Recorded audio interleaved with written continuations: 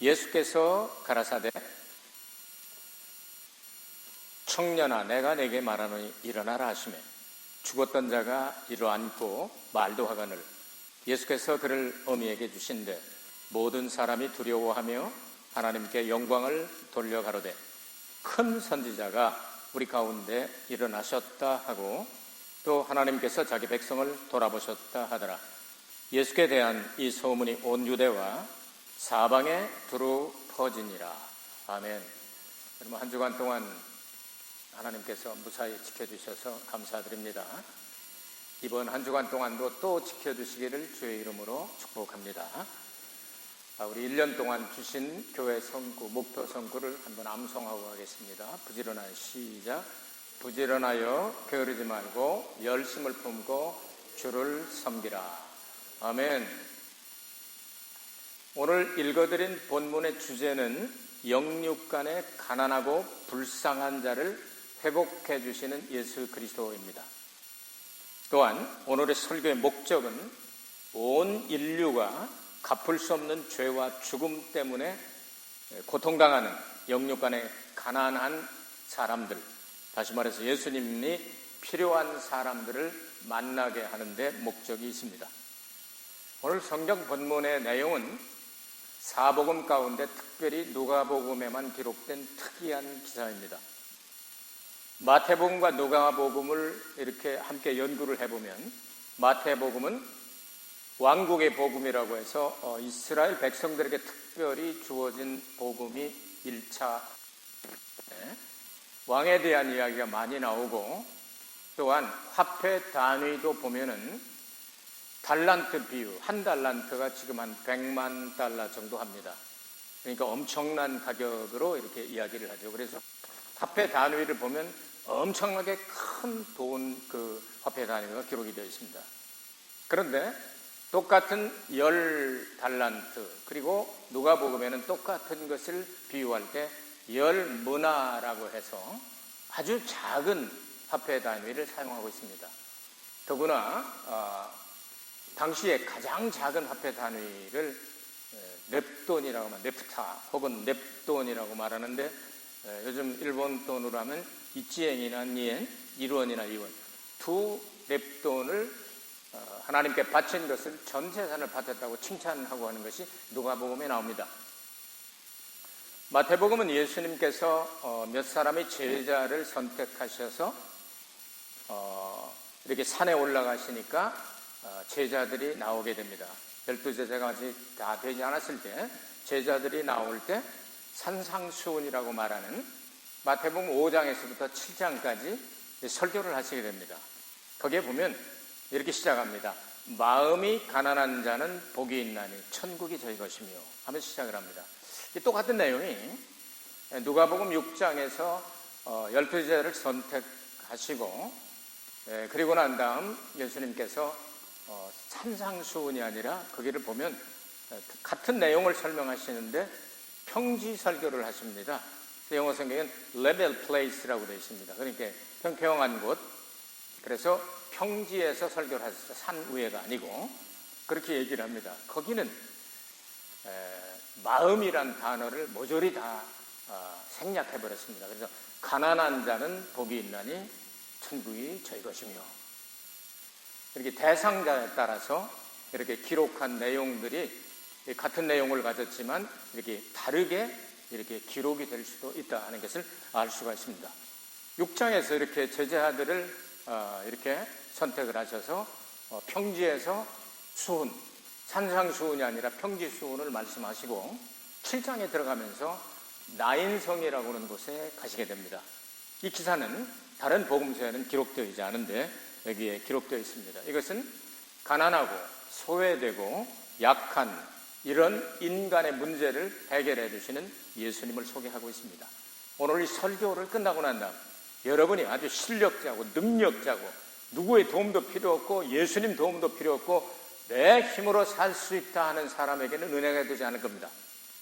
그러나 나는 약하고 부족하지만 예수님 앞에 나왔으니 예수님 살려주세요 하고 매달리는 사람에게는 은혜의 복음이 될 줄로 믿습니다.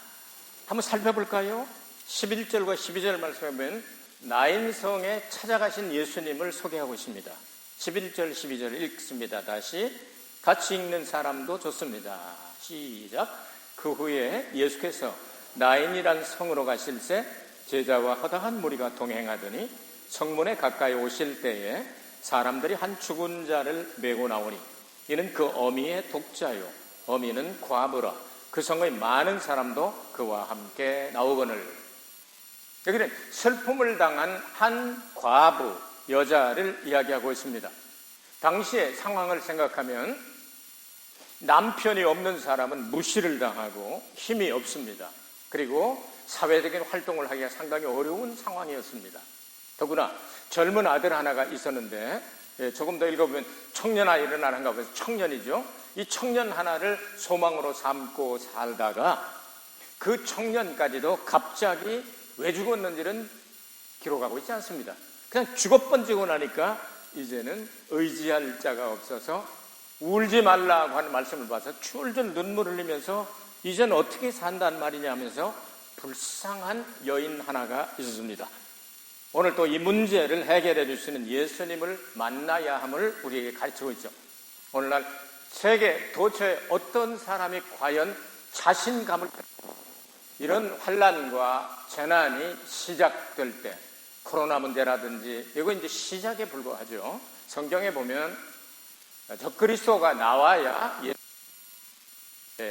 결정이 됩니다. 그래서 그날과 그 시는 모르지만 대략 이때쯤 오시겠다는 것이 적그리스도와 연결이 되어 있는 걸 예수님께서 복음서에도 말씀을 하셨고 또 요한에게 마지막으로 더 이상 더하지도 말고 빼지도 말라고 완전 온전한 것으로 계시록을 완성하실 때 말씀해 놓으셨습니다. 근데 아직 적그리스도가 안 나왔기 때문에 완전 끝은 아닙니다. 그러나 재난의 시작들은 전 세계의 도처에서 일어나고 있죠. 자, 이러한 문제를 가지고 있는 사람들에게 나인이라고 하는 성이라고 여기 분명하게 아주 자세하게 여기 설명을 하고 있습니다. 나인이란 말은 즐겁다, 기쁘다, 기분 좋다, 자비롭다 그런 뜻입니다. 나인이란 이름과 다르게 그 마을은 이상하게 남편이 빨리 죽거나 아니면 독자의 어린애가 빨리 죽거나 저주받은 마을처럼 해서 나인이란 이름과는 다르게 슬픔이 가득 찬 그러한 마을을 표현하고 있습니다. 이렇게 나인이란 이름이라면 아주 즐거운 일이 많아야 되고 기쁜 일이 많아야 되고 아주 좋은 일, 기분 좋은 일들이 많이 생겨나야 역시 이름대로 내가 나인에서 살 맛이 나는구나 이렇게 생각할 수가 있었을 겁니다.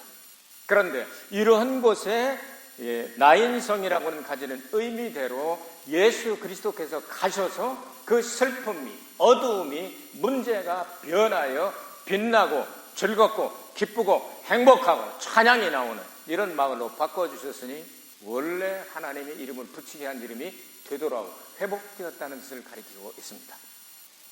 이 기사는 원죄 가운데서 고통당하는 인생을 찾아오신 예수님을 예표할 수가 있죠. 우리는 죄가 무엇인지도 모르고 죄 가운데 잉태되고 죄 가운데 탄생하고 죄 가운데 성장하고 죄 가운데 살다가 죄 가운데 죄의 값으로 사망에 이르게 되는 여러분이 이 세상에 나올 때 부탁해서 나온 사람 있습니까? 나 이렇게 이때에 나가고 싶으니까 나를 내보내 주세요. 한 사람이 없죠. 나오고 보니까 너희들은 다 죄인이다. 모든 사람이 죄를 범하였음에 하나님의 영광에 이르지 못하더라. 의인은 없나니 한 사람도 없다. 선언되어져 나옵니다. 그런데 이렇게 죄인으로 이렇게 선언이 되었는데 내가 죄를 짓고 나온 것이 아니라 죄인으로 나서 죄인을 짓는데 한 번 사람이 죽는 것은 정한이죠. 그 다음에는 심판이 있다고 말씀하니까 이게 이럴 수도 없고 저럴 수도 없지 않습니까?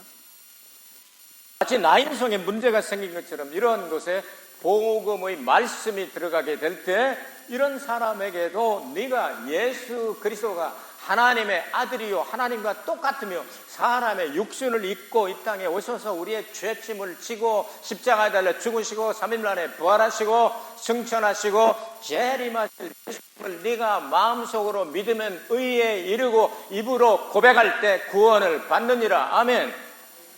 이 복음의 능력이 나타나게 되면 가 일어날 수 있다. 그러니까 우리 걱정할 필요가 없는 거죠. 죄인으로 태어나서도 걱정할 필요가 없는 거죠. 원죄 때문에 고통을 당하는 나인성 사람들을 표본으로 하나 떠서 이렇게 누가를 통하여 기록하게 하셨던 겁니다. 그럼 나인성은 오늘날 무엇에 해당이 될까요? 이리저리 생각할 수가 있지만 나인성이라고 하는 것은 교회의 모형이 될 수가 있습니다. 이것을 성경적으로 증명해 드리겠습니다. 자, 청년의 관을 메고 나오더니 라고 기록되어 있죠. 이 말은 두 개의 낱말로 이렇게 합성되어 있는데요. 메고 나오더니 하는 말이 에크 코미죠. 근데 단어가 하나로 되는데 엑세 코미제토 이렇게 하나 됩니다. 엑세 코미제토라는 말 한 말인데요.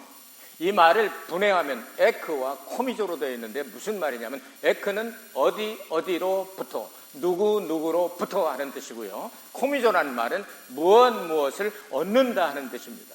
그러니까 누구로부터 무엇을 얻는다, 메고 나온다는 뜻이 원래는 그런 뜻입니다. 아시겠습니까? 그럼 이걸 좀 설명합니다.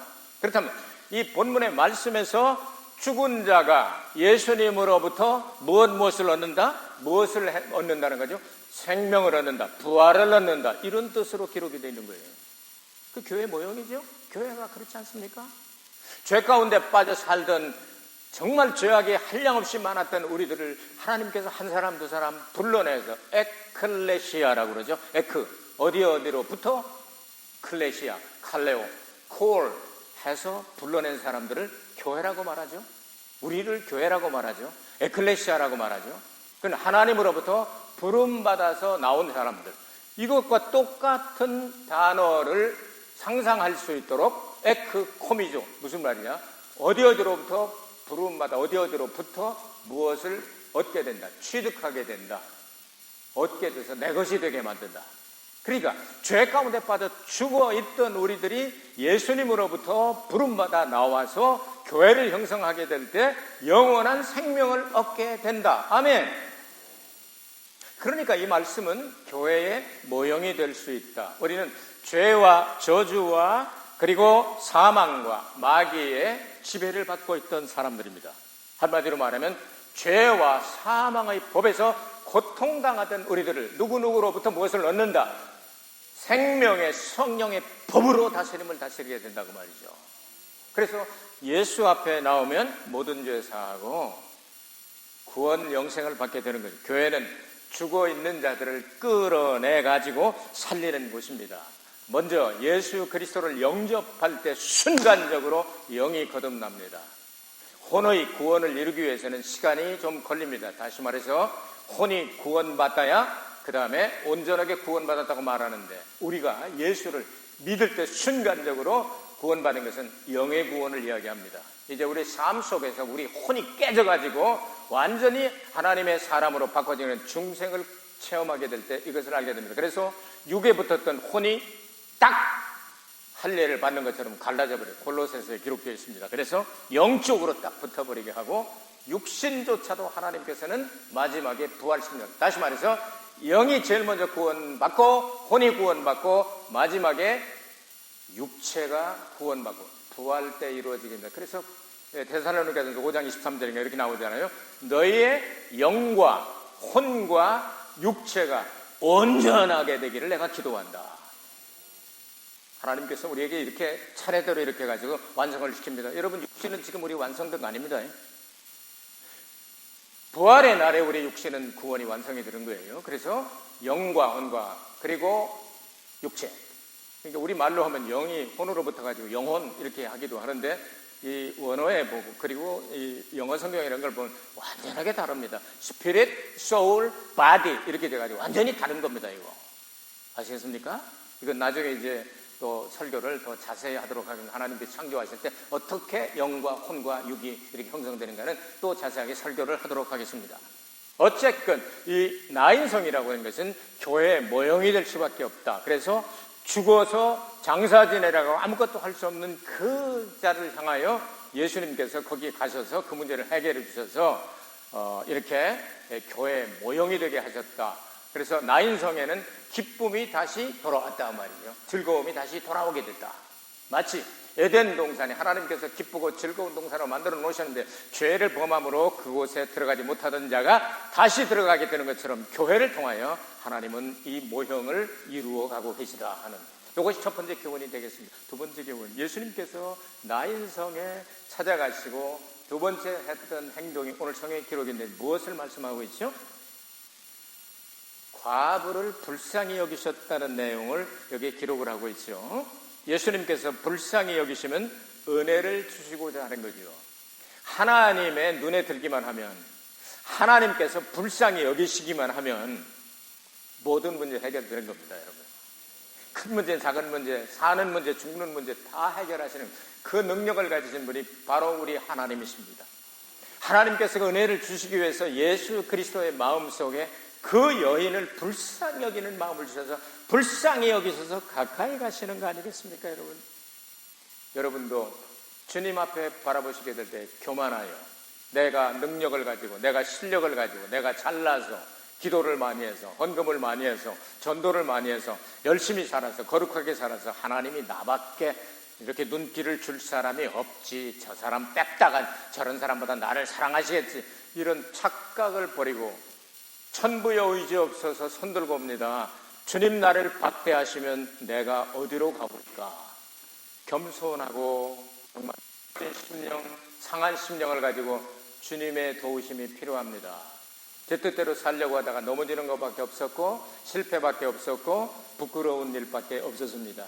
그런데 주님 나를 긍휼히 여겨주옵소서, 불쌍히 여겨주옵소서. 보시옵소서, 다른 사람들은 다 남편 있고 아내가 있고 자식이 있고 재산이 있고 집이 있고 다 있는데 저는 이제 혼자입니다. 희돌이버칩니다.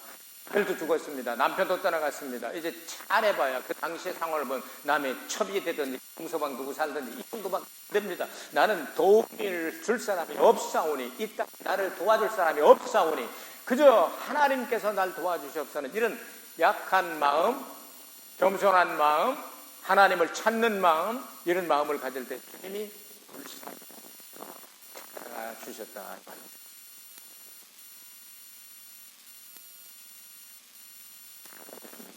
육신으로 하든지 아무 어떤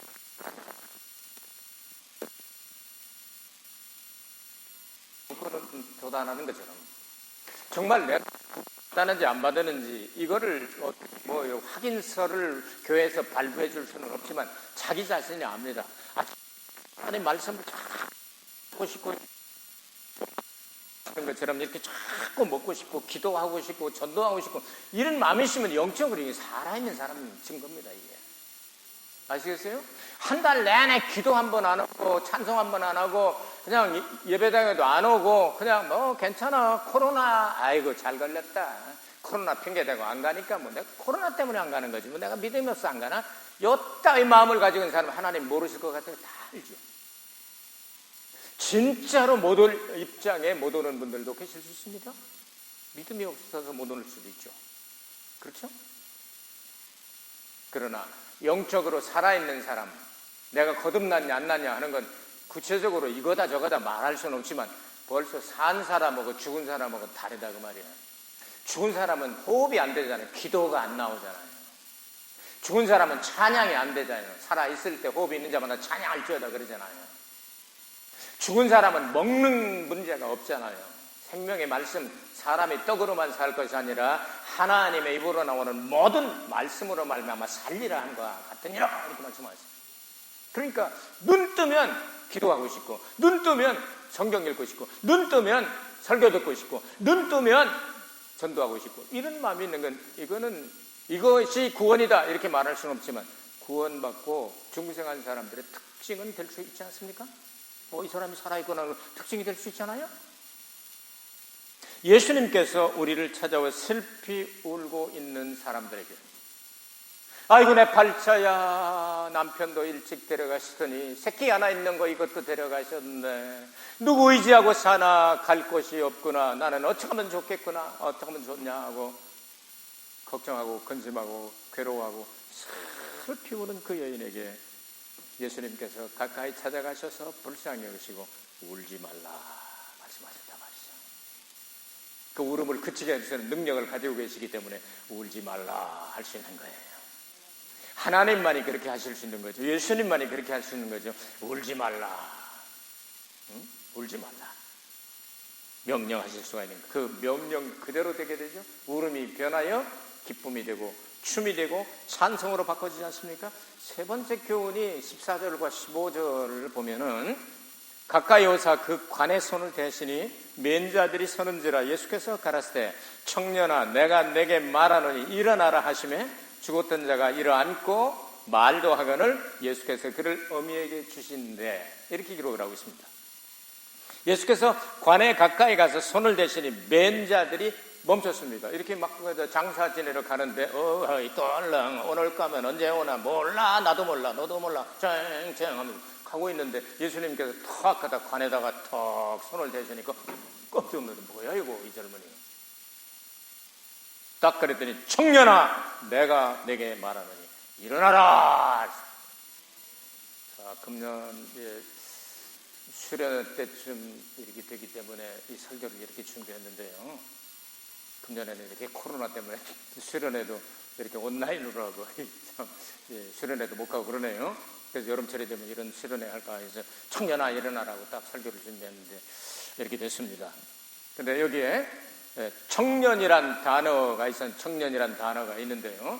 이 말이 이 성경 기록된 단어로는 엘람이라고 말합니다. 엘람. 이것은 알람에서부터 왔는데요. 이 뜻이 어떤 뜻이냐면 청년이라는 뜻이 어떤 뜻이냐면 원래 본 뜻이 뭐냐면 이렇게 감싸져 있다, 숨겨져 있다 그런 뜻입니다. 그래서 숨겨지다, 감추어지다, 은밀하다.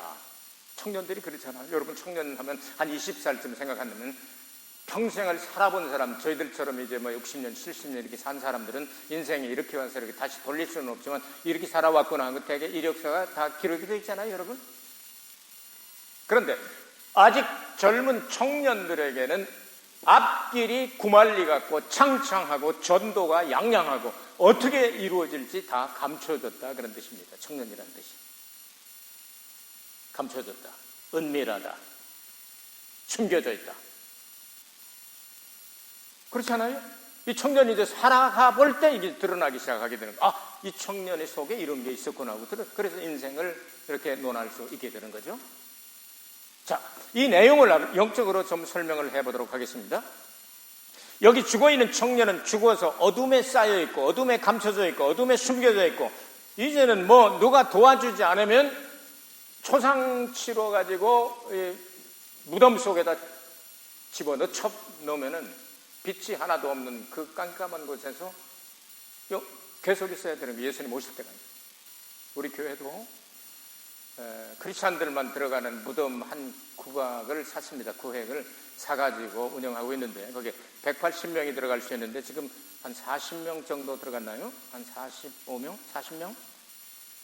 이렇게 이제 차례대로 한 30년 동안에 40명 정도인데 이제 나이 좀 드신 분들이 자꾸 생기기 때문에 조금 더 스피드가 올라갈지 모르겠지만 아직은 넉넉합니다. 가끔 그곳에 가면 이제 큰 돌판을 이렇게 딱 열면 선반처럼 실형을 만들어 가지고 이제 납골 단지를 이렇게 집어넣는데요. 빛이 하나도 안 들어옵니다. 여러분 스월이라고 말하고 음부라고 말합니다.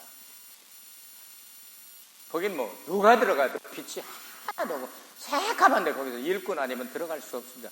그래서 이제 열어놓으면 햇빛이 들어가면 그걸 이렇게 보면서 이쪽에 누군가 몇 번째인가 이걸 이렇게 가지고 이제 집어넣고 그렇게 하는데요.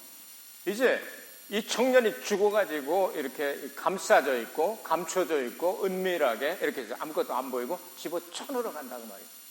그런데 예수님께서 그 관을 청년아 내가 네게 말하노니 일어나라 하니까 뿔떡 일어나니까 이 관 뚜껑이 열리면서 빛이 싹 들어가서 드러나게 됐다 이런 뜻입니다. 깜짝 놀라죠? 알람! 깜짝 놀라서 일어나게 되는 것처럼 말이에요. 일어나게 된 거예요. 자, 이런 이야기를 말하고 있습니다.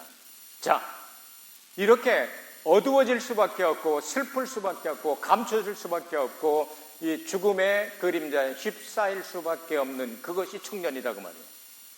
그런데 하나님의 은혜를 받으면 그 청년이 바로 일어나게 될 때 의의 태양 대신 예수의 빛을 받아서 예수 그리스도를 위한 일꾼이 될 수가 있다. 이게 청년의 의미예요. 아시겠습니까? 요거 굉장히 오늘 설교의 포인트가 됩니다. 우리 청년아 일어나라.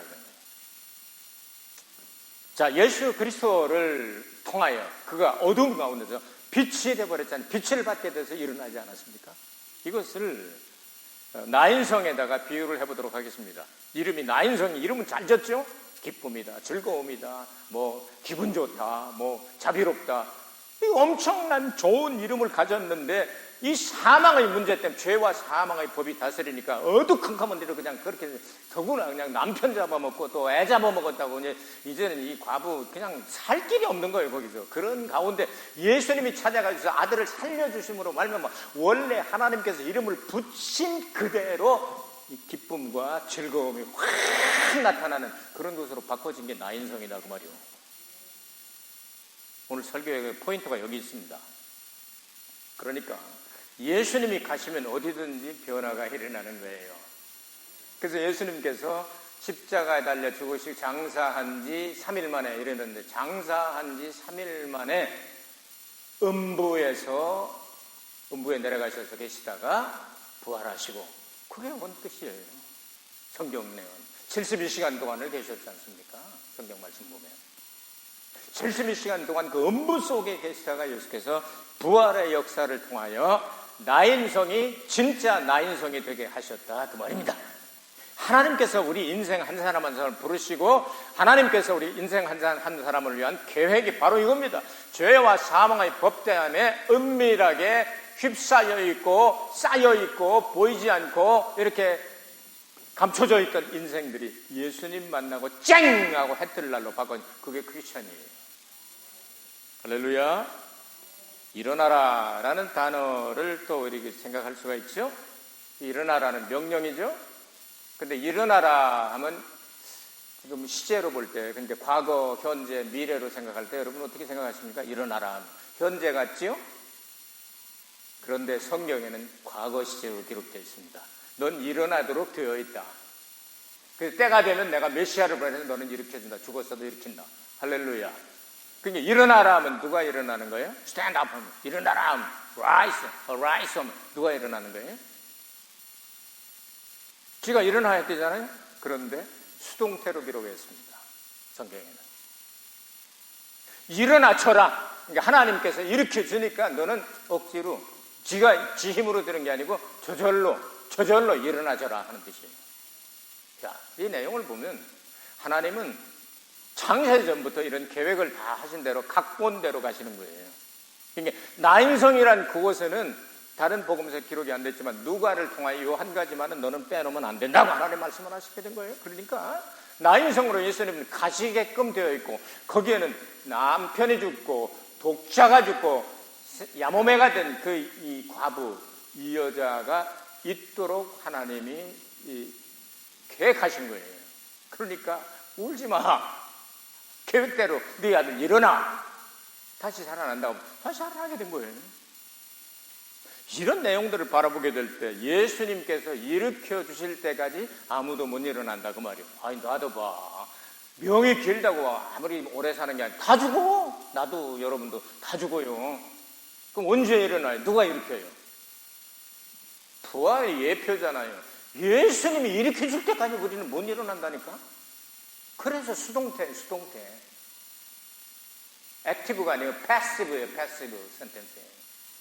그러니까 우리는 수동태로 지가 일어나는 게 아니에요. 주님께서 일어나라 하면 그때 일어나지는 거예요. 그러니까 걱정 말아요. 예수님 재림하실 때 우리 다 같이 일어날 거니까요. 부활의 예표를 여기서 말씀하고 있는 거 아니겠어요? 자, 이게 엄청난 은혜스러운 말씀인데 여러분 왜 받고 있는지 잘 모르겠네요. 이런 내용을 생각할 때 구원의 주체는 우리 쪽에 있지 않고 어디에 있다? 하나님께 있다. 주님께 있다 이 말이에요. 우리가 구원 받고 싶어서 구원받는 게 아니고 그분이 구원을 주시는 거예요. 그렇게 기록이 돼 있다니까요. 이거 엄청난 은혜잖아요. 그러니까 내가 걱정할 일이 아니네. 나는 그저 감사해야 될 일이네. 믿음으로 받아들이면 되는 거네요. 믿음이 뭡니까? 벽축에다가 못 박는 것 같은 그런 뜻이에요. 벽축에 뭘 걸고 싶은데 뭐 아무것도 없으면 걸리지 않게 자꾸 떨어지잖아요. 근데 못 하나 탁 박으면 수건도 걸 수 있고 액자도 걸 수 있고 못도 걸 수 있고 다 걸 수 있잖아. 그걸 믿음이라고 그러는 거예요. 그러니까 여러분은 아무것도 하지 말고 손 내밀기만 하면 돼요. 주님 감사합니다. 구원 주셔서 구원 받습니다. 어떤 사람들 농담하지 구원 주시려면 1원 보태서 10원 주세요. 그러지 말고 구원 주시니 그저 감사하고 황공무지로 서이다. 이러고 받아들이면 되는 거예요. 아멘. 부활의 예표가 되지 않습니까? 얼마나 감사합니까? 자, 과부의 독자를 돌려줬습니다. 이제 말하기 시작하고 그러니까 얼마나 신기합니까? 죽어서 초상집으로 가서 묻으러 가는 건데 그것도 입관도 아니고 묻으러 가는 판에 얼마나 깜짝 놀랐겠어요. 동네 사람들이 다 그러니까 얼마나 감격스러워서 아마도 그 모자는 하나님을 높이며 간증하며 하나님 살아계십니다. 하나님이 보내신 우리 예수님 그리스도 찬송합니다 이러면서 평생 전도하며 살지 않았겠어요. 그리고 얘가 죽었던 애요 그 무덤에 들어가려고 하다가 얘가 나오네요 하면서 얼마나 이 멋있는 간증인지. 이러니 16절 17절에 어떤 결론으로 나옵니까? 모든 사람이 두려워하며 하나님께 영광을 돌려가로되 큰 선지자가, 예수님 메시아를 얘기하죠. 우리 가운데 일어나셨다 하고 또 하나님께서 자기 백성들을 돌아보셨다 하더라. 예수께 대한 이 소문이 온 유대와 사방에 두루 퍼지니라. 자, 구원의 역사, 예수 그리스도의 역사를 통하여 결론은 하나입니다. 이 모든 것들을 통하여 하나님께 영광을 돌렸다. 아멘. 여러분 일생이 한꺼번에 전부 따져서 플러스 마이너스나 다 잘한 거 잘못한 거 다 해가지고 하나님께 영광이 되는 삶이 되기를 주의 이름으로 축복합니다. 그렇게 돼야 진짜 구원받은 사람입니다. 복음의 결과는 어떻게 됩니까? 많은 사람들에게, 모든 사람들에게 두루두루 다 퍼지게 된 것처럼 여러분의 삶이 간증거리가 되어 온 세계 만명 여러분 아는 모든 사람들에게 펼쳐지는 그런 역사가 일어나게 되기를 주의 이름으로 축복합니다. 우리는 죽을 수밖에 없는 나인성의 이 과부와 같이 정말 힘없고 빼없고 도울 사람 하나도 없었으나 예수께서 오셔서 이 문제를 해결해 주셔서 귀엽고 나인이란 이름을 주신 하나님의 계획이 그대로 완성되어져 가는 모습을 보았습니다. 이 한 주간 동안 여러분 흉흉한 소문과 더위와 많은 어려움들이 있겠지만 예수 이름으로 여러분은 승리하셔야 될 것입니다. 이 질문에 답하면서 지내시길 바랍니다. 예수님께서 왜 나인성에 가셨을까? 계획된 대로 하신 거죠. 나인을 나인 되게 하시려고. 두 번째, 아들을 잃은 과부를 향하신 예수님의 마음은 어떤 마음입니까? 불쌍히 여기는 은혜 주고자 하는 마음이죠. 그 마음이 우리를 구원해 주시게 되는 거예요. 세 번째, 청년을 살려주심으로 어떤 결과가 일어났습니까? 나인성이 진짜 나인성이 되어버렸고 그 근처 모든 사람들에게 예수님의 행하신 복음의 역사가 소문이 나고 좋은 결과가 일어나지 않습니까? 이 세 가지를 질문하고 답변하면서 행복한 한 주간이 되기를 기도하겠습니다. 은혜가 풍성하신 아버지 하나님께 감사와 찬송과 영광을 올리옵나이다. 한 주간 동안 나인성에 임했던 그 기쁨, 기사와 이적과 큰 빛과 선지자의 역할과 메시아의 역할과 그리고 복음의 결과를 통하여 죽은 자가 살아나는 부활의 예표가 되고 교회의 예표가 되고 전도의 모범이 될 수 있는 한 주간이 되게 하여 주시옵소서. 예수 그리스도 이름으로 기도하옵나이다. 아멘. 우리 하나님 앞에 큰 박수 올리겠습니다. 하나님 감사합니다.